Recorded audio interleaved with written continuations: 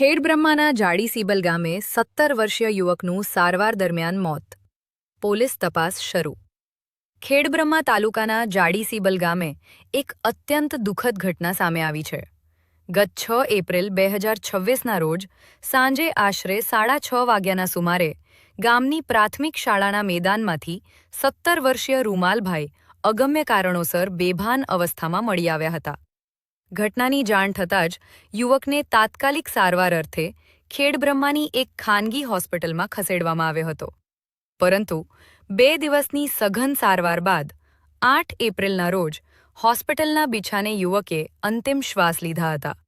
આ સમગ્ર ઘટના અંગે ખેડબ્રહ્મા પોલીસને સત્તાવાર જાણ કરવામાં આવી છે. હાલમાં પોલીસે અગમ્ય કારણોસર થયેલા મૃત્યુની નોંધ કરી છે અને યુવક કયા સંજોગોમાં શાળાના મેદાનમાં બેભાન થયો તથા તેના મૃત્યુ પાછળનું ચોક્કસ કારણ શું છે તે દિશામાં વધુ તપાસ હાથ ધરી છે. એડિટર ચંદ્રશેખર ભાવસાર, ખેડબ્રહ્મા.